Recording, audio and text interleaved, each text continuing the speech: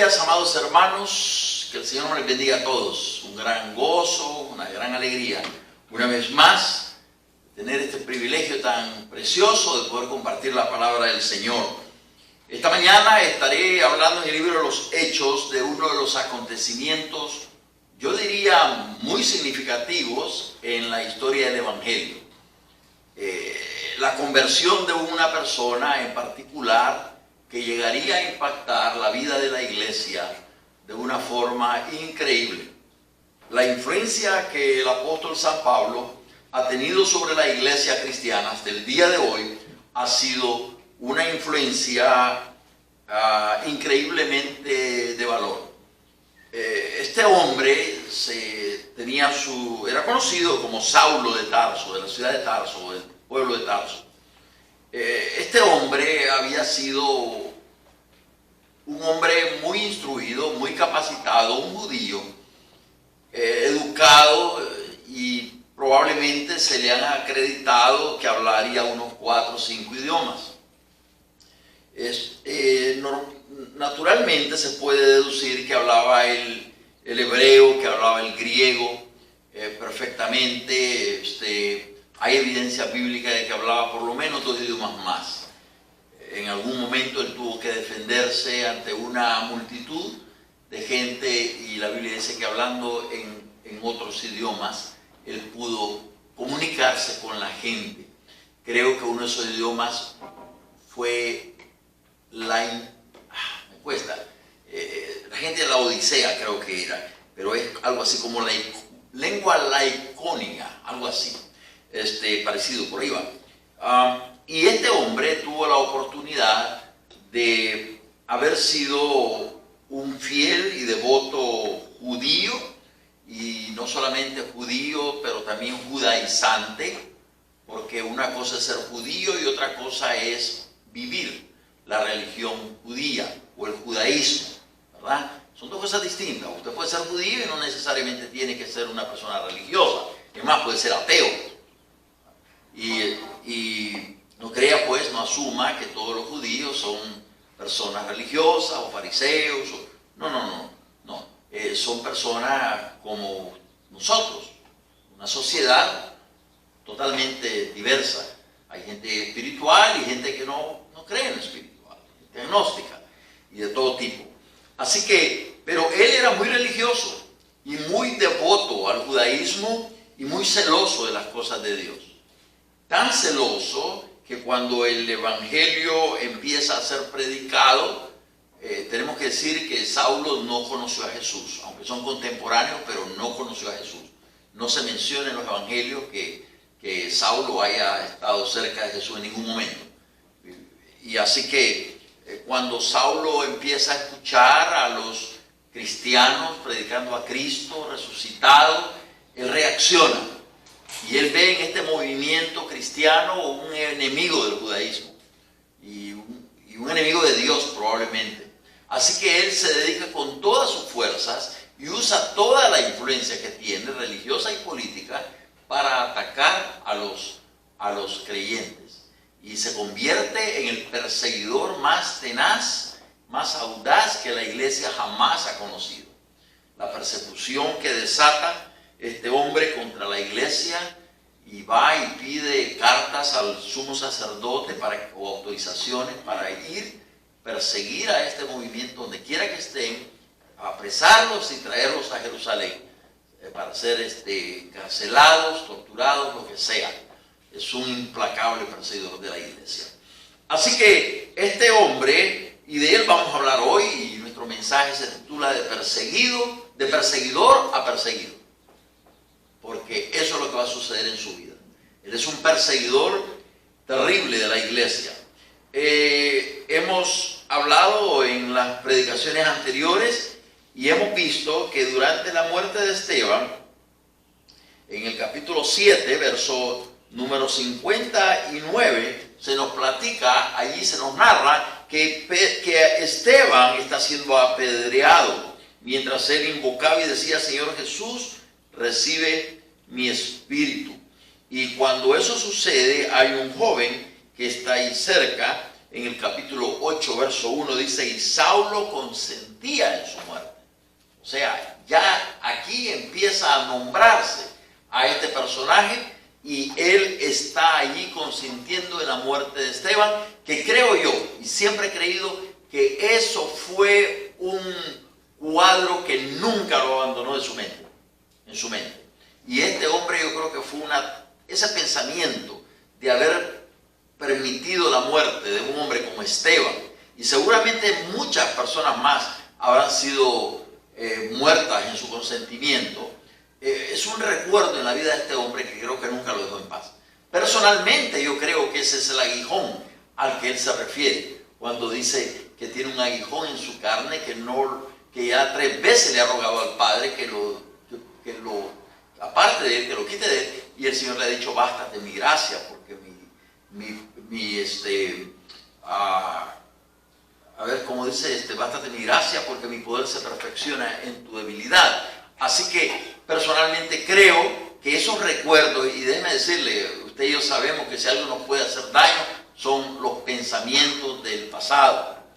Pueden ser una carga que si usted no aprende a perdonarse y usted no aprende a ponerlo en las manos de Dios, eso puede torturarlo por toda la vida, ¿verdad? Y puede bloquearle totalmente su vida.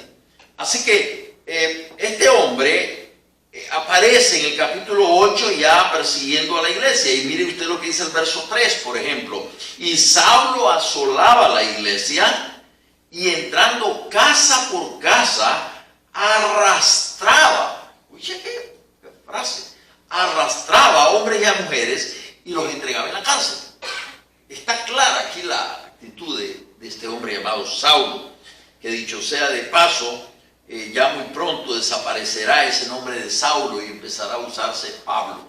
Y de alguna vez que se empieza a usar Pablo, nunca jamás se vuelve a mencionar a Saulo. Porque la Biblia dice que de modo que si alguno está en Cristo, nueva criatura es, hermano. Las cosas viejas pasaron y aquí todas son hechas nuevas. Así que hasta el nombre es importante. Y los hermanos ya nunca le van a decir Saulo. Va a ser Pablo. Y es importante que cada uno de nosotros entendamos que la vida nueva en Cristo nos lleva a ser totalmente una persona distinta y que el pasado queda atrás porque el Señor nos ha perdonado y allí muere. Una vez que el Señor nos perdona, esa vida debe quedar enterrada. Y usted debe aprender a perdonarse. Y usted cuando recuerde cosas diga, ese era el hombre viejo. Ese fue alguien que ya no existe. Es alguien a quien Dios no reconoce ya. Dios reconoce a esta nueva criatura. Amén. No a esa persona. Ahora, dice aquí que en el verso 9, que Saulo, respirando aún amenazas y muerte contra los discípulos del Señor, vino al sumo sacerdote, le pidió cartas para la sinagoga de Damasco, y a fin de que si hallase algunos hombres o mujeres de este camino, se refiere al camino del Señor, el camino de Jesús, y es muy probable, ellos van a ser reconocidos como los del camino. Y es muy probable que esto tenga que ver con que Jesús se identificó como el camino. Amén. Jesús dijo, yo soy el camino. Entonces ellos decían los del camino. Así que si los encontrase, los trajese presos a Jerusalén, mas yendo por el camino. Mira qué tremendo. Él tiene su plan. Él tiene su plan, su diseñado. Yo voy a ir allá, voy a hacer esto, voy a hacer lo otro, lo voy a traer. Y lo último que se imagina es que Dios se le va a aparecer en el camino y va a cambiar sus planes. Totalmente. Hermanos, por eso no podemos planear tampoco nosotros a muy largo plazo. Porque Dios puede cambiar nuestros pensamientos en cualquier momento. Amén. Y lo que nosotros creíamos, ¿quién jamás se iba a imaginar este problema que tuvimos en el mundo?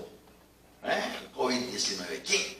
Dígame usted, ¿quién jamás se imaginó semejante cosa? No podemos imaginar una guerra por acá, una guerra por allá, un problema por acá, y así, ¿verdad? Tales cosas están sucediendo en tal país, tal enfermedad por acá, y hay cosas que las oímos de lejos y pensamos que a nosotros nunca nos va a pasar nada. Pero mira lo que sucedió. cambió totalmente. Es como el 9/11, cambió este país y el mundo. El 9/11, el asunto del terrorismo. Y ahora el COVID-19, mire usted cómo ha cambiado todo. Y mientras algunos están diciendo que ya esto se está terminando, en otros países empieza nuevamente a alborotarse la cosa. Y uno dice, Señor, ¿cuándo? ¿Verdad? Así que aquí este hombre va camino a Damasco, él lleva sus planes, él está asolando, decía Spurgeon, decía de que aquí Saulo va como en una ola montado y la ola lo está llevando a toda velocidad y de pronto el Señor va a aparecer y se va a desplomar la ola y él va a quedar ahí todo revolcado por la ola. Y es casi el orgullo del hombre, el hombre se cree. No, hermanos. Por eso debemos de aprender a vivir en humildad delante del Señor. Jamás con jactancias. Así que dice aquí que capítulo 9 dice, mas yendo por el camino, aconteció que al llegar cerca de Damasco, repentinamente le rodeó un resplandor de luz del cielo. Repentinamente. Y cayendo en tierra, oyó una voz que le decía, Saulo, Saulo, ¿por qué me persigues? Y aquí cerca están dos preguntas que el Señor le va a hacer. Yo quiero concentrar mi mensaje esta mañana en esas dos preguntas. Pero realmente son tres preguntas. Porque Saulo, el Señor le dice, Saulo, Saulo, ¿por qué me persigues? ¿Cuál es la razón de tu persecución? Que o adivinando un poquito más es como decir, ¿yo qué te he hecho para perseguirme? Y aquí vienen dos preguntas que Pablo va a hacer. Él dice, la número 1, ¿quién eres, Señor? Notemos que aquí Pablo le está llamando ya Señor. Y yo me pregunto, ¿qué será tener un encuentro con el Señor? Yo creo que nadie queda de pie. Hermanos, en la Biblia encontramos evidencia de ángeles, personas que se encontraron con ángeles, como el caso de Daniel, que se encuentra con un ángel y dice que siente que su fuerza lo abandona. Cae de rodillas, temblando, tembloroso, sin fuerza alguna. La Biblia dice que los ángeles son superiores que nosotros, en poder, en fuerza, en gloria.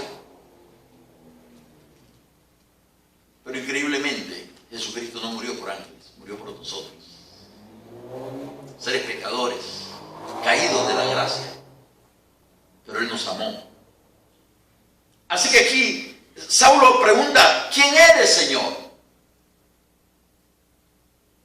Mire, esta pregunta podría llevarnos toda nuestra vida y no la contestaríamos, no lograríamos contestar. Le voy a explicar por qué. Porque cuando llegamos a tener un encuentro con Cristo, no podemos decir ya que hemos llegado a conocer al Señor. Yo creo que nos toma toda una vida y seguimos preguntando realmente quién es el Señor. Porque somos tan insignificantes, somos tan limitados, que no podemos llegar jamás a entender la grandeza del Señor.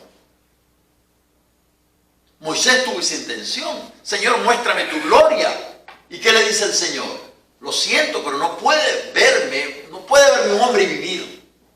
Así que no te puedo mostrar mi gloria en toda su capacidad. Entiendo, Él quiere conocerlo.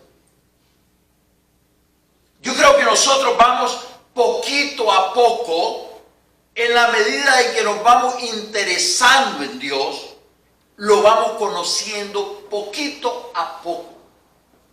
Algunos más consagrados y que buscan más de Dios en la palabra, en ayunos, en oraciones. Buscando más y más del Señor, logran penetrar un poquito más y conocerlo al Señor.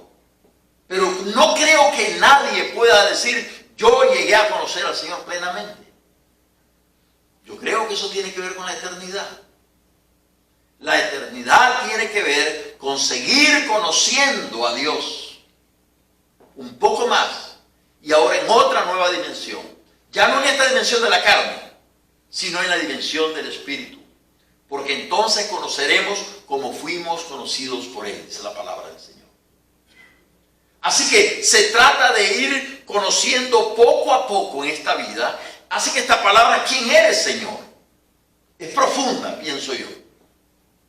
Es profunda porque cada etapa de la vida nos lleva a hacer esta pregunta.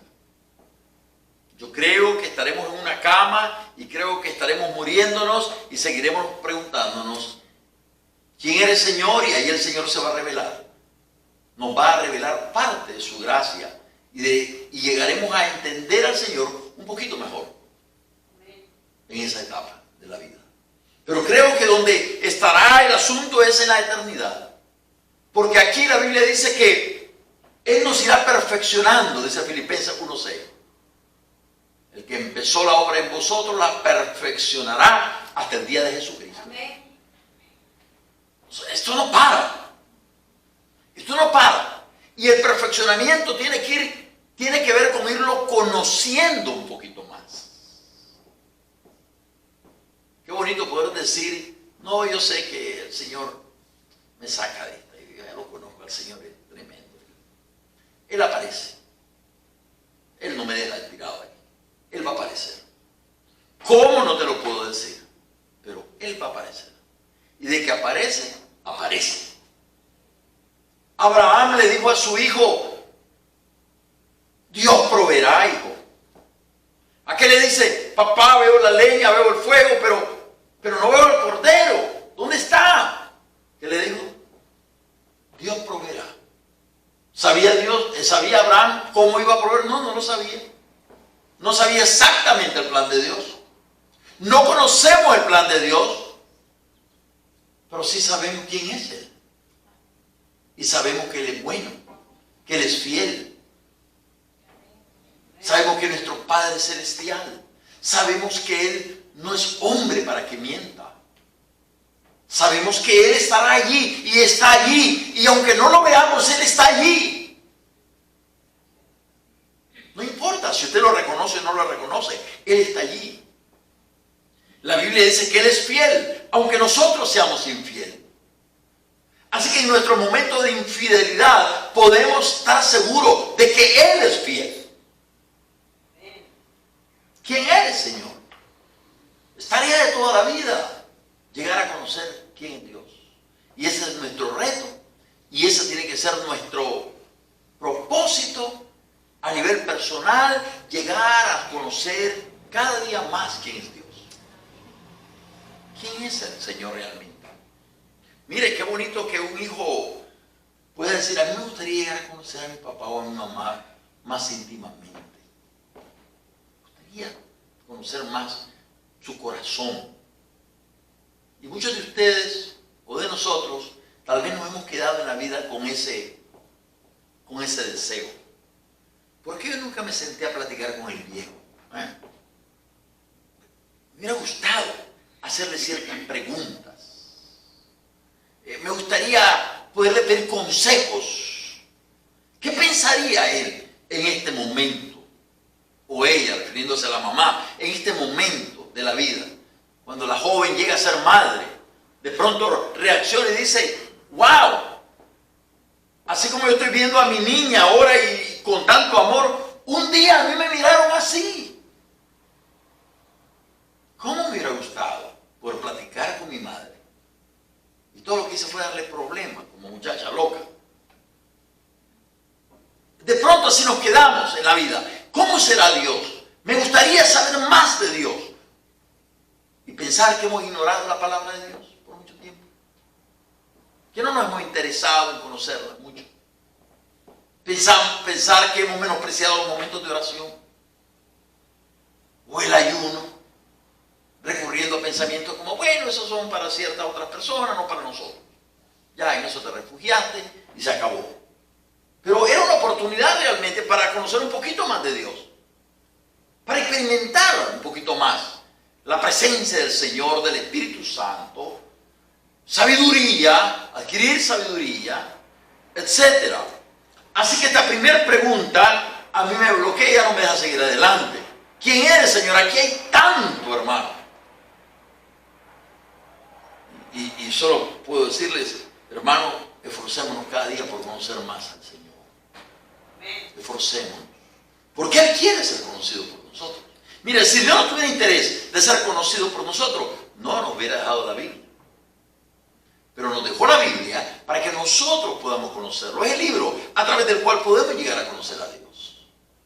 Cada una de estas historias de la Biblia nos llevan y nos acercan un poquito más al Señor.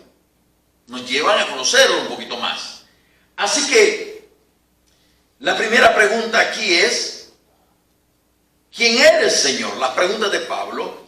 Y le dijo, yo soy Jesús, a quien tú persigues. Dura cosa te es dar coces o patadas contra el aguijón. En algunos países conocemos esto como el chuzo, que es el que jinca a los animales. No sé cómo se conoce en otros países, pero es una cosa puntuda, una varilla puntuda que usan para jincar a los animales. Y solo imagínense lo que es dar una patada contra un clavo, pues. ¿Quién se lastima? ¿El clavo? No. Y eso es lo que Dios le está diciendo. Dura cosas de dar cosas.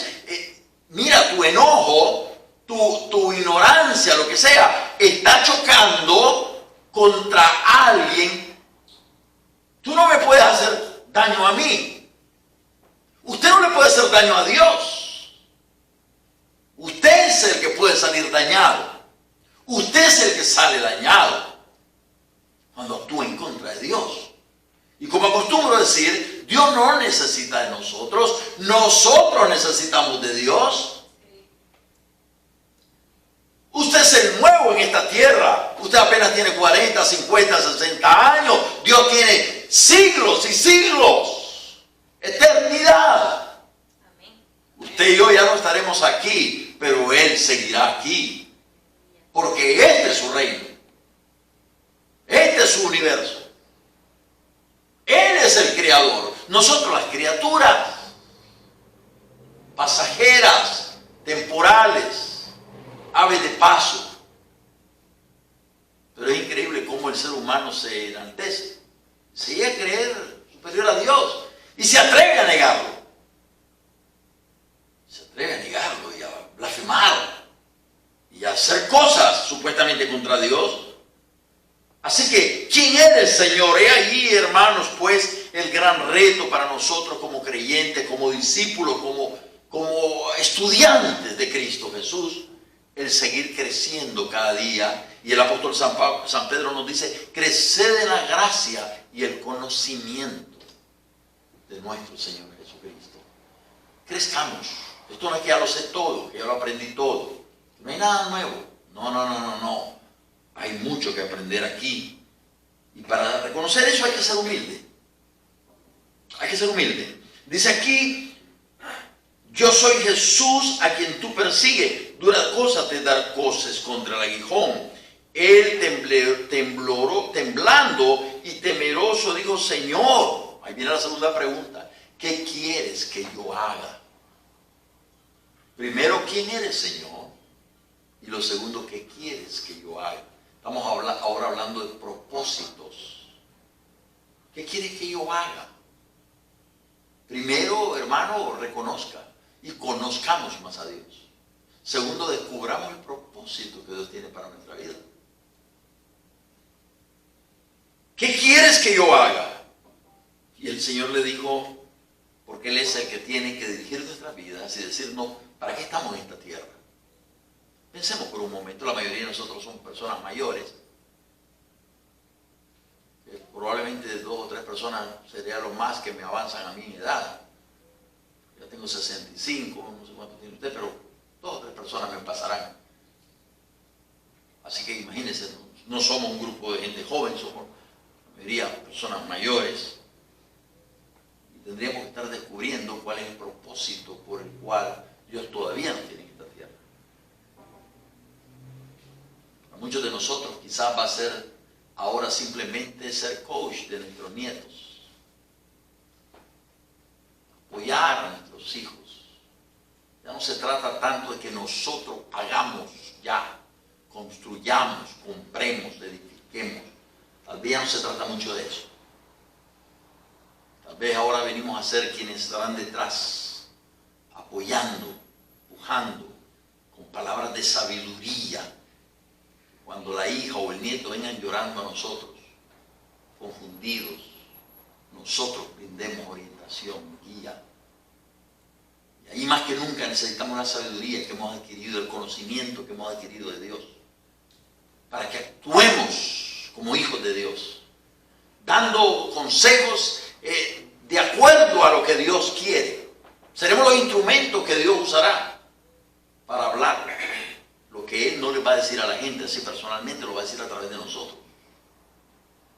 Así que, ¿quién eres, Señor? Ahora Él pregunta, ¿qué quieres que yo haga? El Señor le dijo, levántate y entra en la ciudad y se te dirá lo que debes hacer. Él venía, hermanos, algunos creen que es un caballo, otros que eran carrozas, no se sabe, pero Él venía con esa jactancia, como del Todopoderoso, con guardaespaldas, soldados y todas esas cosas. Y mire cómo Él pensó que así iba a entrar a Damasco. Y mire usted cómo entró. Ciego, alguien tuvo que conducirlo. Qué terrible. Qué humillación. Qué humillación. Oh, hermano, no, que Dios no tenga que humillarnos. Que seamos de las personas que colaboramos con el plan de Dios. Seamos barro suave. Que Dios nos forme. Que no tenga que quebrarnos. Que el Señor no tenga que luchar contra nosotros para moldearnos. Así que ahora entra en la ciudad, se te dirá lo que debes hacer. Y los hombres que iban con Saulo se pararon atónitos, oyendo a la verdad la voz, mas sin ver a nadie. Entonces Saulo se levantó de tierra y abriendo los ojos no veía a nadie. Estaba ciego el hombre. Ciego. Así que llevándole por la mano le metieron en Damasco. Mire cómo entró a Damasco. ¿Dónde quedó toda esa autoridad? ¿Dónde quedó toda esa jactancia? Toda esa fiereza, ¿dónde quedó? Dios necesita segundos para ponernos y ubicarnos en nuestro lugar. Donde estuvo 3 días sin ver y no comió ni bebió. ¿Qué impacto fue para este hombre? Que ni hambre tuvo, ni sed. Estaba totalmente impactado. Había entonces en Damasco un discípulo llamado Ananías. Hay otro Ananías del que hablamos en el capítulo 5, Ananías y Zafira, ¿se acuerdan? Aquellos traicionaron prácticamente el movimiento de amor que se estaba realizando en medio de la comunidad cristiana. Este Ananías es todo lo contrario. Este Ananías es un Ananías, un verdadero siervo de Dios, un verdadero personaje de esos que le sirven a Dios, con los que Dios cuenta, pero que nadie los conoce, que no son tan famosos. Así que dejemos de buscar y de pretender que para ser usado por Dios todo lo que usted necesita es ser obediente, hermano. Que Dios pueda contar con nosotros. No necesitamos cámaras, no necesitamos Facebook, no necesitamos nada. Ni de tantos likes, no necesitamos tanto. Lo importante es que Dios sabe que cuenta con nosotros. Y aquí dice que el Señor le dijo en visión a Ananías y él respondió: "Ven aquí, Señor". Y el Señor le dijo: "Levántate y ve a la calle que se llama Derecha y busca en casa de Judas a uno llamado Saulo de Tarso, porque aquí él ora". ¿Y qué otra cosa más iba a hacer, verdad? Ciego, sin comer, sin beber, sumergido en él mismo. Y ha visto en visión a un varón llamado Ananías que entra y le pone las manos encima para que recobre la vista. Alguien ha dicho que las manos de Dios que Dios no usó sus propias manos para orar por Saulo, sino que oró a un siervo suyo para imponer manos. Pero que sí era la mano de Dios respaldando a Ananías. Dios nos muestra su amor y su misericordia, no necesariamente directamente, a veces usa personas humanas para mostrarnos su amor. Así que Ananías respondió: Señor, escuche qué tremendo, porque este Ananías es un hombre común, hombre de fe. Pero este hombre conoce quién es Saulo de Tarso. Sabe lo temible que puede ser este hombre. Sabe el terror que estaba pensando llegar a causar allí a Tarso. Y dice: he oído de muchos acerca de este hombre, cuántos males ha hecho a tus santos en Jerusalén.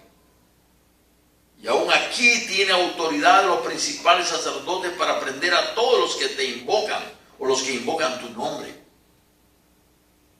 El Señor le dijo: ve, porque instrumento escogido me es este. Mira qué lindo. Wow. Increíble, ¿verdad? Increíble ponernos a pensar de que un hombre tan malo, que usted todo lo que quiere es justicia de Dios, y decir: Señor, que tu pueblo sea vengado, por favor, castiga a ese hombre, le deseamos la muerte y la peor de las muertes. Y sería justo, porque ha participado en la muerte de tantos santos de la iglesia. Dios dice: tranquilos muchachos, yo tengo otros planes, son planes de amor. Usted quiere la venganza, Él no está interesado en la venganza, Él está interesado en el amor. Está interesado en que sus planes son distintos totalmente a los nuestros, hermanos. Así que nuestro reto tiene que ser meternos en el corazón de Dios, entender a Dios, meternos en la mente de Dios y ver con los ojos de Dios. Ahí está nuestro reto. Ve, porque instrumento escogido me es este, para llevar mi nombre en presencia de los gentiles y de reyes y de los hijos de Israel. Dios tenía un propósito para este hombre. Lo que ustedes creen que es desechable o debe ser desechable, yo tengo un uso increíble para esta persona.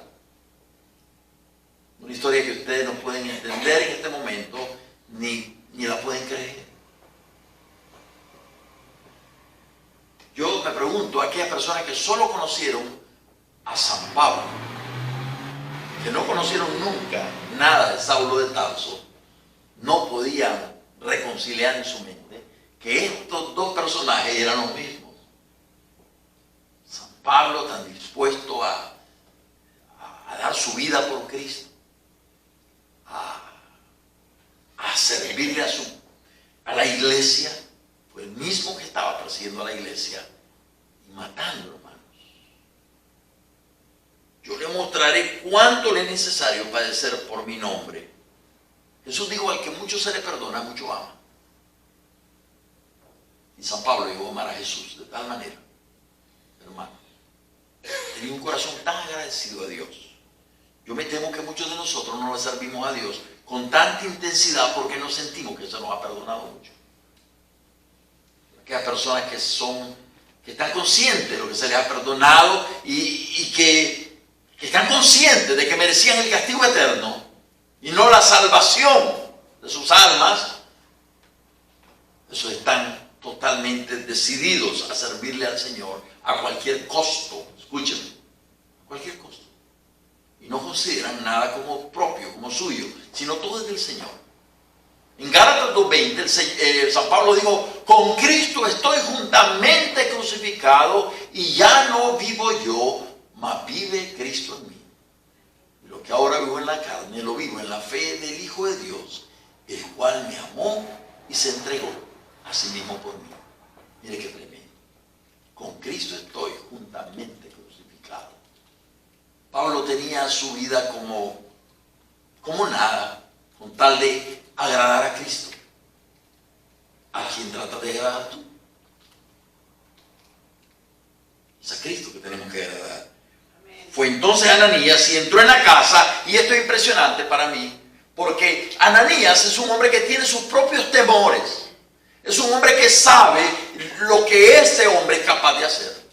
Es un hombre que sabe, que no ignora que podría tratarse de alguien que está tratando de engañar al pueblo cristiano para luego traicionarlos. Porque recuerde que su propósito era descubrir dónde estaban todos estos cristianos, quienes ya se escondían para reunirse, quienes no tenían la oportunidad de andar diciendo públicamente que eran cristianos, sino que ya empezaban a esconderse y a compartir la fe de una forma calladita, de una forma allí secreta. Quienes no podían cantar abiertamente como nosotros por las restricciones, ya había persecución. Sin embargo, se trataría de un impostor, se trataría de alguien que está tratando de infiltrarse entre los cristianos para luego entregarlos. Pero Ananías ha prestado atención al Señor. El Señor le ha revelado y le ha dado una orden, le ha dicho: no, tú ve, impone manos, ora por él, porque yo tengo mis planes para con él. Ante esa afirmación del Señor, Ananías no tiene más que ser obediente.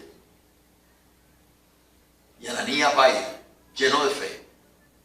Y a mí siempre me ha causado una gran impresión cómo Ananías, superando sus propios temores y poniendo la palabra del Señor por encima de su propia palabra o sus propios temores, él va y le dice así,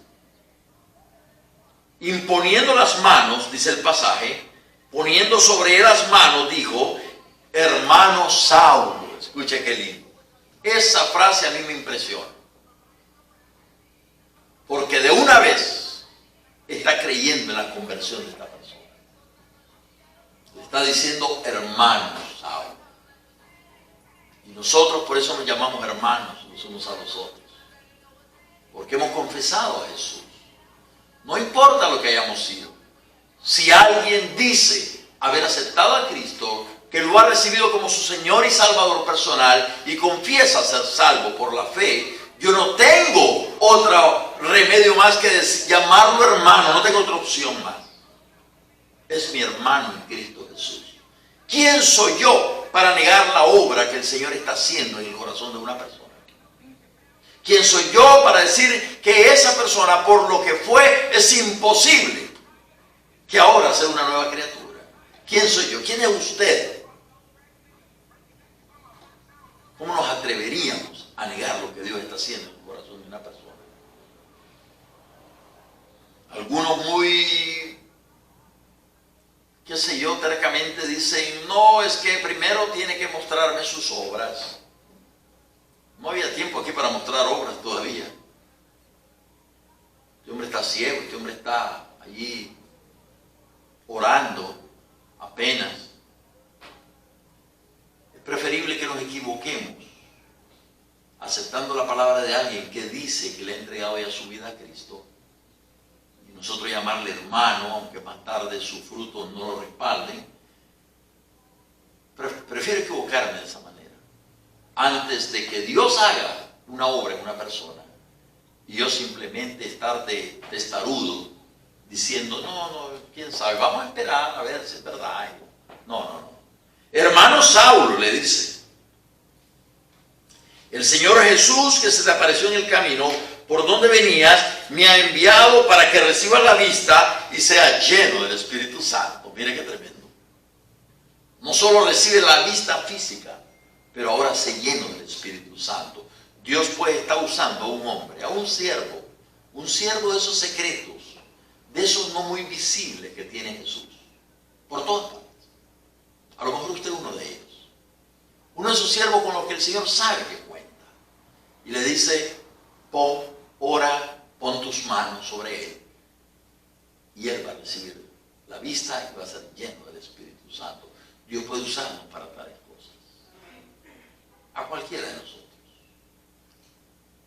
Y es como una condición. Si tú no lo haces, él no va a recibir esto. Es como una condición. No lo dice ahí, pero es como una condición.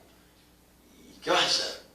Así le dijeron a Job, ¿verdad? Ve y ora por tus amigos. Y cuando tú ores por tus amigos, yo los voy a perdonar, dijo el Señor. Y lo hizo. Porque Dios quiere usarnos. Y al momento le cayeron de los ojos como escamas. No eran escamas. Tengamos cuidado con ese como siempre en la Biblia. Cuando diga como un viento recio, no era un viento recio, era como un viento recio. Y usted va a escuchar escritores diciendo, y el viento recio entró, y no dice la Biblia que era un viento recio, dice como un viento recio. Tengamos cuidado con el como. Y dice que al instante, recibió al instante la vista, y levantándose fue bautizado. Porque el bautismo tiene que preceder al arrepentimiento, hermano. Este es uno de los pasajes que siempre miramos cuando hablamos del bautismo, es que siempre que uno confiesa a Jesús como su Salvador, tiene que venir un bautismo, porque el bautismo es simbología de muerte y de resurrección. Y no es así pringueteado, es sumergido. La palabra bautismo significa sumersión o inmersión. Levantándose fue bautizado, y habiendo tomado alimento recobró fuerzas. Y estuvo Saulo por algunos días con los discípulos que estaban en Damasco. Y aquí comienza la vida de este hombre, que va a predicar a Cristo con tanta pasión, que va a revelarle el Señor el Evangelio, los misterios del reino de Dios. El hombre que va a interpretar la ley, el espíritu de la ley. La ley estaba escrita, pero el espíritu de la ley. Este hombre que va a ser llevado a Arabia por 3 años. Él lo va a relatar más adelante.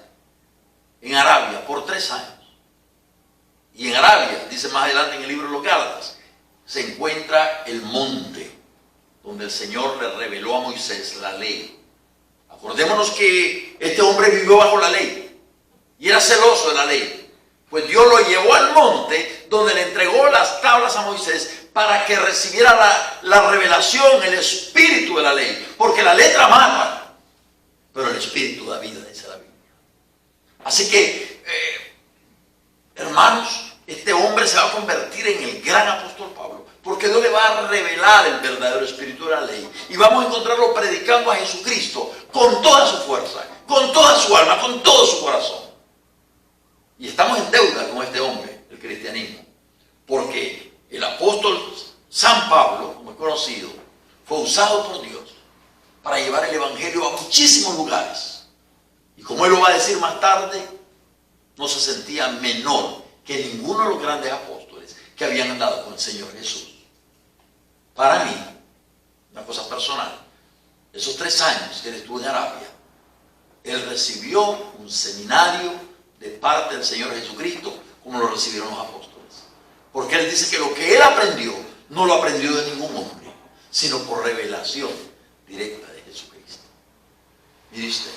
Hermanos, que esta conversión nos ayude a entender que cuando Dios tiene propósitos de conversión para una persona, nada ni nadie lo puede detener. Y que es un privilegio para nosotros poder predicar el evangelio y poder hablarle las almas de Cristo. Y que, hermanos, usted nunca sabrá, jamás sabrá quién será ese niño, ese joven, ese adulto, ese anciano a quien usted le hable, que Dios puede usarlo más tarde de una forma increíble. Nunca olvido al doctor Billy Graham. Él nos platica cómo su amigo lo invitó a ir a una campaña, el pequeño pueblo donde él vivía, un rancho prácticamente, un lugar de agrícolas. Dice, ahí no pasaba nada nuevo, nunca, en ese pueblito. Ahí tenía que venir un predicador para que todo el pueblo fuera a verlo. Eso me recuerda a Mazatepe, allá en Nicaragua. La gente llega y se amontona la gente cuando algo nuevo va a suceder ahí. Y dice que venía un predicador y entonces el amigo le dijo, Billy, vamos. Y él, no quería ir. Pero el amigo le dijo, mira, si tú me acompañas, te prometo que te voy a llevar un juego, te voy a llevar a ver un juego de grandes ligas. Dijo, ¿de verdad? Le gustaba el béisbol, Billy Graham, siendo un muchacho. Sí, te lo prometo. Hecho. Llegó el predicador, Billy Graham fue a la campaña, se convirtió a Cristo. Mire usted, ¿quién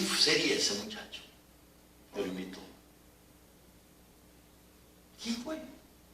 Solo creo que fue usado por Dios, ¿no? Y que usó un juego de béisbol para llevar a Billy Graham a Cristo. De ahí en adelante, ustedes saben lo que fue Billy Graham. Millones de personas se convirtieron a Cristo alrededor del mundo a través de sus predicaciones. Y hasta el día de hoy existe el ministerio de Billy Graham. Ya muerto, su hijo lo levantó y ahí continúa, llevando el evangelio de diferentes formas. Dios puede usarnos de una manera maravillosa. Entreguémosle nuestra vida al Señor. Que no exista reserva entre nosotros y Dios. Que podamos decir, Señor, lo tuyo es mío, lo mío es tuyo. Yo te pertenezco. Yo soy tuyo, Señor. No hay nada. No hay línea entre tú y yo. No hay nada. Tú entras a mi vida cuando tú quieras y haz lo que tú quieras. Y Dios puede hacer muchas cosas con nosotros. Que el Señor me les bendiga en esta mañana. De perseguidor a perseguido. Ahora el mundo se va a voltear contra él. Ahora los fariseos que le dieron cartas para ir y perseguir a los cristianos van a quererlo matar a él. No se extrañe usted también de sufrir las consecuencias de este maravilloso evangelio, porque vale la pena. Usted está ahí por televisión. La vida en Cristo es lo mejor. Es lo mejor que nos pudo haber sucedido. Le entregué mi vida a Cristo cuando tenía 19 años. Ahora soy un hombre de 65 años. Jamás podré arrepentirme de esa decisión. De lo único que tengo para arrepentirme es pensar que he podido ser mejor cristiano de lo que he sido. Y no lo he hecho. Eso es lo único que tengo para arrepentirme. Pero la vida en Cristo es lo mejor, absolutamente lo mejor que pudo haber sucedido en mi vida. Yo le aconsejo que busque a Cristo, entréguele su corazón, no pierda su tiempo. Deje que el Señor haga de usted una nueva criatura.